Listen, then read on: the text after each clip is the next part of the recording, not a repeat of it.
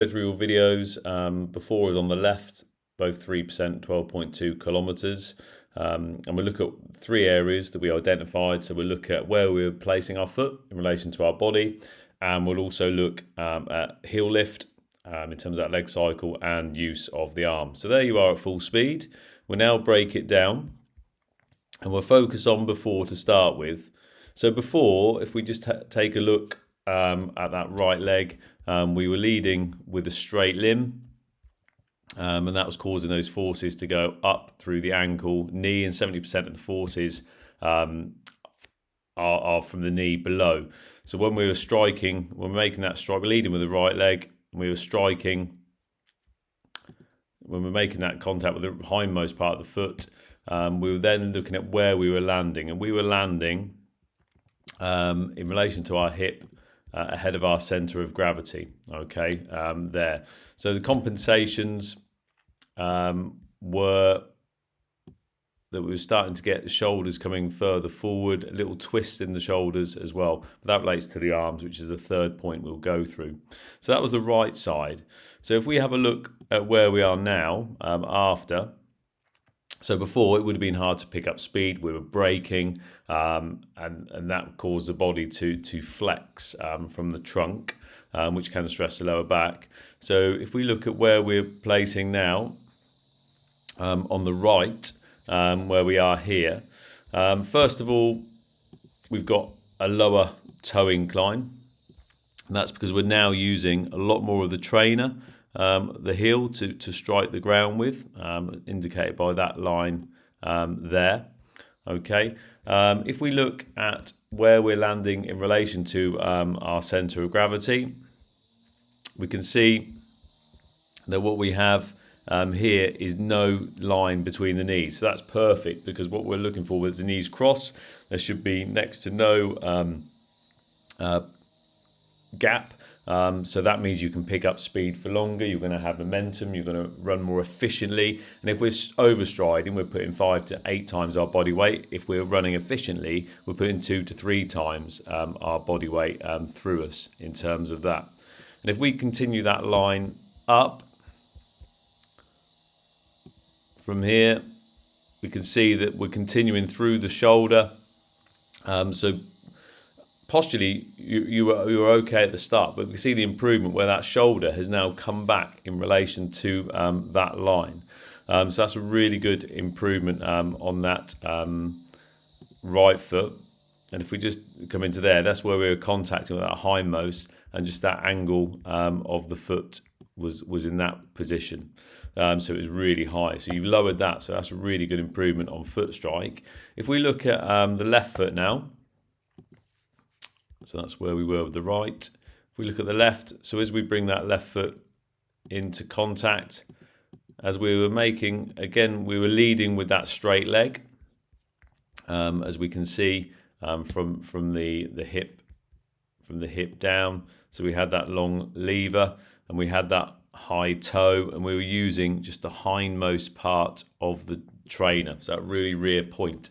And then we had that gap between the knees, which was the overstride in relation to there. So if we now have a look at where we are on the afterwards, and we seem to have got this nicely in symmetry, which is perfect. So we've got, again, we're using more of the trainer to contact the ground, and we've got extremely lower heel lift, extremely lower toe position, so that's good. That means your anterior tibialis, your shin muscle hasn't got to work as hard to control that foot coming down from the high position it was before. So that is excellent. If we look at shin angle, and we had it, I forgot to do that on the right, so I will go back and do that. If we look at shin angle, we can see here that the shin angle on the left before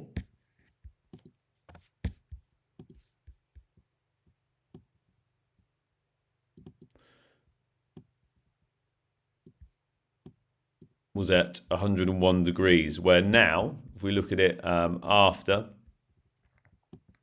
if we put that Little line in, not finished it yet. We're going to be 89, 90 degrees, which if that is the case, that's perfect. So when we are 90 degrees there, so we're perpendicular underneath our hip. We've got a little gap between the knees, but in terms of where you're landing, that gap is minimal, really. And in terms of where you're landing an inch, 2 inches from the hip position. So we can indicate that by that line there. So we can see where the hip point is, and that's going to be 2 inches, which is a fine angle. And you've got there, you're leading with a nice soft knee as well. So really good improvements. And if we continue that that line through that body, and again we're hitting the shoulder joint nicely in terms of that position. Okay, and we've got that line much more vertical through the shoulders, where we had the shoulder slightly backwards before. So that's a really good improvement. So I'll just go back to the right foot before we move on to the next point.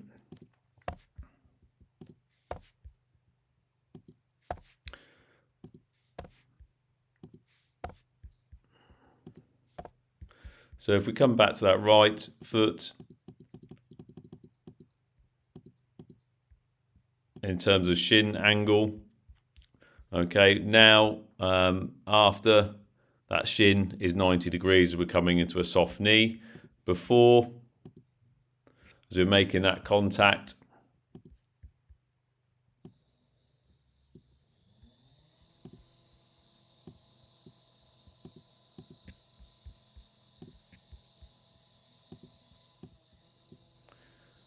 bring that into position so it's a bit more accurate for you. It was 102. Okay, so really good improvement on that aspect in terms of the shin position. So now we're landing underneath our center of gravity, which is what we want to be doing. So if we have a look now at the heel position, so leg swing. So if we just play it through, and if we have a look at before, as that right foot was coming into mid swing, the left foot was having a low heel lift, so that indicated that we were anterior dominant, so we're pulling through our hip flexors and our quads, as opposed to our power muscles, the glutes and the hamstrings. So we can see that where that heel position is in relation to there. And if we have a look at the right, before, so as the left make contact, we can see again, we just need to adjust those lines, but we were lower than the knee crease. So that indicates that it's going to be, our foot is in contact with the ground a lot sooner than we want it to be in that leg cycle. So there we go on that point. So if we have a look at after now, we can see, if we switch to the right video, we can see that the top of the heel, we're now just right underneath the glute, top of the hamstring. So that means we're activating our hamstrings, our glutes, our power muscles to propel us forwards. And we're not now braking onto our quad to carry us through the mid stance. And there we can see in relation to that right foot that we've got it up to glute level. So like I said, for marathon, we're aiming for definitely knee. We need to be hitting knee crease to mean that we have more flight time, less contact with the ground, which means we're going to maintain our speed and our efficiency. So if we just play this through from here, and what I'm going to do is just show the difference that you've got with your leg cycle in terms of contact with the ground. So if we look at before, we just see the shapes that we were making.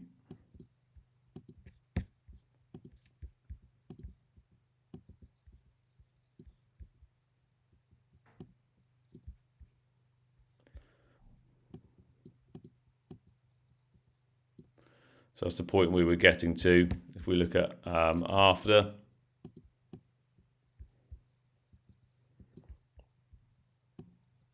key thing we'll notice is we're towing off a lot closer to our body. And we're cycling and we're landing into the circle, whereas before we were landing outside an oval. So you see that cycle. Right one is really going high, left one's going really good position, just a little bit lower, but it's still leading with a circle with that heel. So that's excellent in terms of having less contact with the ground and that interaction. So that's really, really good in terms of picking up speed. So if we move on to the arms, so if we look at the arms before, we identified we had a good angle on the arms. All right, but what we had was our arms very much coming across our chest. If we just pause it on the before, so coming across our chest there, that right light fist, but that thumb was up. If we have a look at the left, again, it was twisting around. So you can see we start to see shoulders here. So we see that dot on this position coming across.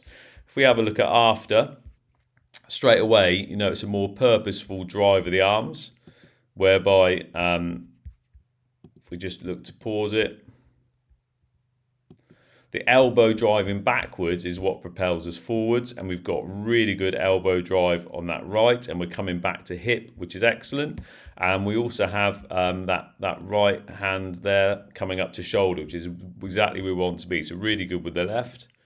And if we play it back, we're symmetrical. We've got that left hand coming up to the shoulder, and we've also got that right elbow coming back to hip. So that gives you rhythm, balance, control, and speed. Also interesting to note, I mentioned the twisting of the shoulders. We've got superb shoulder posture here, where there's no twisting in that upper back. We do not see that dot at all, and the postures stay still right through that running action. It's a really good improvement.